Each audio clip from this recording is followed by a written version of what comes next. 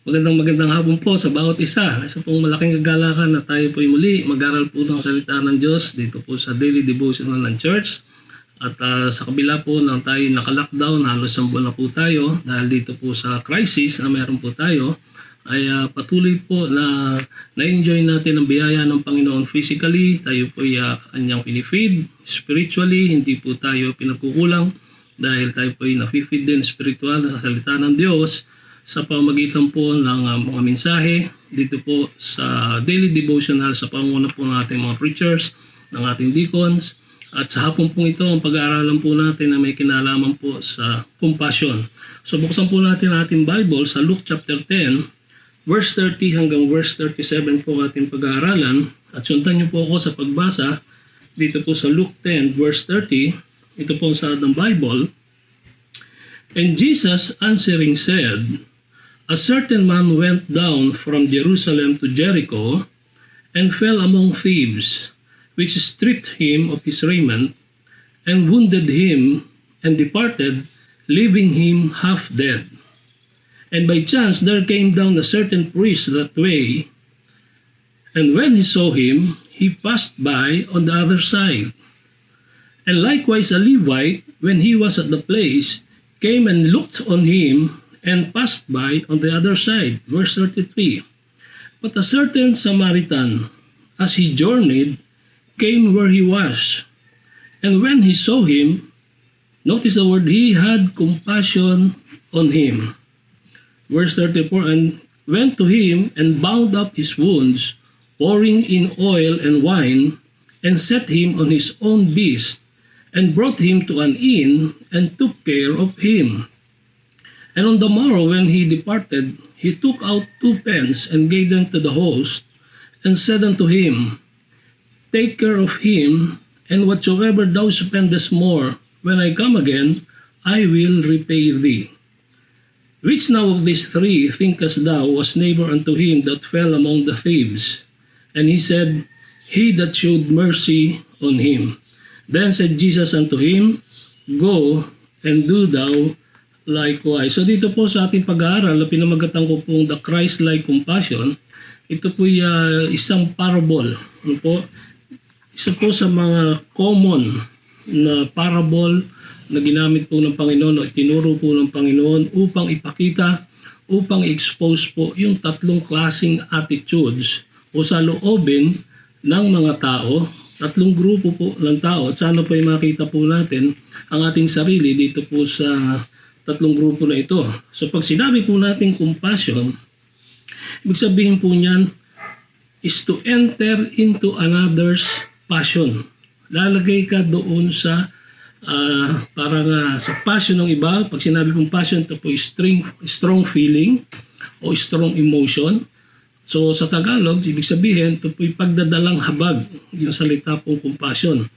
At ang ating pong pag-aaral ay sabi ko nga, meron pong 3 attitude dito. Ito po in-expose ng Panginoon. Sa una po dyan, makikita po natin sa verse 30, yung binasa po natin kanina, yung attitude po of the thieves. The attitude of the thieves. So when we say thieves, ang pagkasabi po sa wikang Tagalog, yan po yung mga tulisan. Pero sa present day po natin, ito po yung maaaring tumutukoy sa hold-upper. Na sa mga naka-experience po na ma-hold up, halos similar po ang pangyayari dito po sa parable natin binasa. Sabi po ng verse 30, And Jesus answering said, A certain man went down from Jerusalem to Jericho. Ito po yung the road to Jericho. And fell among thieves, which stripped him of his raiment and wounded him and departed, leaving him dead. So ganito po yung ginagawa. Diba? Lalo ng mga hold-upper. Wala pong iniwan sa mga tampalasan na ito. Sabi po dyan, they stripped the man of his raiment. Hindi lang po yan. They wounded him. So hindi lang po ninakawan, hindi lang po kinuha yung mahalagang gamit, sinaktan pa siya. At sabi ko nga sa present day natin, pag ikaw na-hold up, pag nakuha na sa iyo yung gusto ng mga hold-upper na ito, at medyo pumalag ka, tapos kung medyo adik-adik pa po yung hold-upper, at pumalag ka, so anong nangyayari? Kaya sasaktan, kaya sasaksarin hanggang sa ikaw ay patayin pa. Ano po? So, dito, ang sabi po, they departed, leaving the man half dead. So halos patay na, half dead. Kaya makikita po natin na very hostile ito pong mga tao na ito, na wala pong regard. Without regard, they are without regard sa human life. Wala ho silang sinisino. Kaya kitang-kita po natin ang kasalanan na meron po itong thieves. So ito pong mga tulisan na ito, para sa akin po, sila po yung nag-commit ng kasalanan, the sin of covetousness. When we say covetousness sa Tagalog po, yan po ay kasakiman. At sana po huwag tayong maka-encounter ng mga ganitong klaseng tao sa araw-araw nating pamumuhay. At yung pangalawa po bago po natin basahin yung verse 36 o yung verse 32, ay meron po sinasabi ang Bible sa atin doon sa Luke chapter 12 verse 15. Ang sabi po ng Panginoon, siya po may warning about dito sa compassion. Sabi niya doon sa covetousness. Ang sabi po ng Panginoon sa Luke 12:15, and he said unto them, take heed and beware of covetousness. For a man's life consisteth not in the abundance of things which he possesseth. At sinabi niya sa kanila, sa wikang Tagalog po, magmasid kayo at kayo mag-ingat sa lahat ng kasakiman. So ito po yung warning ng Panginoon na para sa mga mananampalataya, sa ating pong, o sa kanyang mga anak, na tayo po yung mag-ingat sa lahat ng kasakiman sapagkat ang buhay ng tao ay hindi sa kasaganahan ng mga bagay na tinatangkilik niya. So pag sinabi po natin kasakiman, ito po yung isang ugali o isang attitude, isang saloobin ng tao na gusto mo sa iyo lahat, gusto mo kunin lahat, di ba? Kunin it by force, di ba? Kunin mo yung isang bagay na hindi mo pag-aari at ninanasa mo na ito'y mapunta sa iyo sa anumang kaparaanan. Umaaring ito po'y sa dahas. So, ang ikalawa pong uri ng tao, na ating pong mababasa at nabasa, sabi po dyan sa verse 31, and by chance there came down a certain priest that way, and when he saw him, he passed by on the other side, and likewise a Levite, when he was at the place, came and looked on him, and passed by on the other side. So ito po yung sinasabing priest and Levite, saserdote at Levita. So may similarity po ang kanilang naging reaksyon dito po sa tao. Sabi ang priest, he saw him. Yung pong Levite, he looked on him. And then, parehas po ang kanilang naging reaksyon. They just passed on the other side. Ibig sabihin, nung nakita nila, wala lang. Deadma. Diba? Hindi po nila pinansin at sila po nagpatuloy doon sa kanilang pupuntahan. So para sa akin, ito pong mga taong ito, tinatawag po natin, they were cold-hearted, indifferent, religious people. So pag sinabi pong priest o sacerdote at Levita o Levite, so nung panahon po nila, ito po yung mga religious leaders. And when we say religious leaders, sila po yung nagtuturo, may kinalaman po sa kabanalan. Pero hindi man ho sila kasing brutal. They may not be as brutal as those thieves. Pero para sa akin po, they are still sinful and guilty doon sa kanilang ginawa. Imagine, nagtuturo ka ng may kinalaman sa kabanalan, pero hindi mo isinasabuhay. So, ano po yung kasalanan? Kung kanina po sin of covetousness, ano po yung kasalanan ng priest at ng Levita, ng Levite? Para sa akin po, ito po yung sin of indifference. When we say indifference, ito po yung lack of interest, lack of concern, o lack of sympathy. Pinagid ko na po yung salitang deadma. Wala lang, wala kang pakialam, di ba? So yung iba sinasabi, ma at pa. Malay ko at pakialam ko ba? Di ba? So ito po matalas na minsan nagiging ekspresyon natin, pero ito po yung nagpapakita ng kawalan po ng compassion.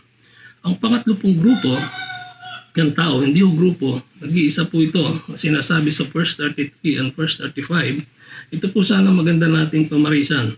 The attitude of the good Samaritan. So verse 33, nung nakita po ng Samaritano, ito pong tao na nakahandusay, ang sabi po dyan sa verse 33, he had compassion on him. nandun na ho yung salitang compassion. Nagdalang habag siya. So ano po yung kanyang ginawa? He went to him, bound up his wounds. So siya po madali niya po sinakluluhan. Then tinalian niya po ang kanyang sugat. Tinatawag nating first aid. Diba? Parang si Kuya Enel, no? Magaling sa first aid at saka yung mga nurse natin dito, sila Ate Lenlen. Then poured in oil and wine. So hindi ko po alam kung bakit oil and wine, pero maaaring nung panahon po na ginagamit nila ito as antiseptic o antidote o anong bagay para maibsan po ang sugat o mapatigil po yung pagdurugo nito. And then set him on his own beast. Sinakay pa doon sa sarili niyang hayop. So, parang ito po yung donkey. Excuse me po, yung hayop po na yun. And then, sa panahon po natin, maaaring ito'y kotse, di ba? Binigyan pa ng free ride. So, pagkatapos po niyan, he brought him to an inn. Doon po sa bahay tuluyan, na kung saan para po sila'y makapagpahinga. Maaaring ito po nga, Good Samaritan na ito ay Samaritano na ito. Siya po ay traveler, siya po yung mayroong work. And then he took care of him para po doon sa recovery. So, hindi po natapos dyan. Sa verse 35, alinaw po ang sabi doon, binayaran niya yung innkeeper. And on the morrow, when he departed, he took out 2 pence, 2 denaryo, at binayaran niya. Then sabi niya, alagaan mo siya, ano po? He gave him to the host and said unto him, take care of him, and whatsoever thou spendest more, when I come again, I will repay thee. So nag-offer pa siya. I-reimburse ko kung ano man yung additional expense na magagastos mo, babayaran ko sa pagbabalik ko. So, ibig sabihin, hindi po natapos na siya nagbigay ng first aid. Hindi po natapos na kanya sinakluluhan yung tao. Bagkus, kanya pong inalagaan at binayaran pa kung ano po yung naging gastos nila sa pag-stay nila doon sa bahay tuluyan. So napakaganda pong halimbawa. Dito kitang-kita po natin yung Christ-like compassion. Kung saan ang Panginoon po, kung paano in-express niya sa atin yung kanyang dakilang habag. Without His compassion, wala po tayong salvation. Without His compassion, wala po tayo sa kinalalagyan niya natin ngayon na tayo po merong katiyakan ng langit dahil tayo pinanampalataya sa Kanya. So dahil po sa Kanyang dalang habag, ay arms wide open, Kanya pong binayaran ating kasalanan at tayo po'y nanampalataya sa Kanya. Kaya meron po tayong assurance ng langit, ng salvation, ng eternal life. So para sa akin po, 3 bagay, in other words, ito pong mga thieves, for me, masasabi ko mga tao nito, they are takers of mercy. Ang Panginoon po, God is a God of mercy. Sa Kanya po ang awa, Pero itong mga taong ito, dahil sa kanilang covetousness, itong covetousness led them to take what was not rightfully theirs. Yung hindi sa kanila, kinuha nila, kaya para sa akin po, they are takers of mercy. Ito naman pong priest and Levite, they are the talkers of mercy. Ito naman po yung hanggang sa salita lang nagtuturo, pero hindi po nila ginagawa ang kanilang itinuturo. Kanyang ini-illustrate, tinuturo po nilang mercy, pero hindi po nila personally na-apply. Meron po tayong mga kasabihan na sinasabi minsan, say what you mean and mean what you say. Minsan po sa mga preachers, ito po mahirap sa mga preachers sa katulad ko, na kailangan ingatan mo yung testimony. Diba? Nagbabanggit sila, preach what you mean and mean what you preach. Diba? Na ang ating pong testimony maliwanag na kailangan pong ingatan dahil ang binabasa po nila yung ating buhay. Kahit na sa sino mga Kristiyano na sa pang-araw-araw po natin, tayo po yung binabasa ng tao. Kaya ito po sa priest and Levite, dahil sila po yung mga spiritual leaders, sila po yung nagtuturo na may kinalaman po sa kabanalan, pero hindi po nila na-apply. So, sila po yung talkers of mercy. So, hindi lang po takers of mercy, Talkers of Mercy. Sana po wag po natin pamarisan yung dalawang grupo na yan. Para sa akin po ito sa Good Samaritan. Dahil siya po ang nagbigay ng totoong serbisyo, ng totoong saklolo. Para sa akin po, siya yung giver of mercy. Siya ang nagbigay, siya ang nagpakita ng awa. So, taong nakatulad nito, person like a Samaritan, a Good Samaritan, ito po yung taong handang tumulong regardless kung ano man yung katayuan niya, kung ano man yung kagipitang meron siya, pero pag nakita niya ang isang tao nangangailangan, hindi siya nagdadalawang isip, tumutulong siya. Marami ho tayong ganyan sa church. May mga gumagawa po niyan, mga tao po na ito, katulad may crisis, makikita mo na lang, mababasa mo sa post nila na may blessing, merong relief, meron silang natatanggap na ayaw nilang banggitin kung sino yung tao. Which is good, di ba?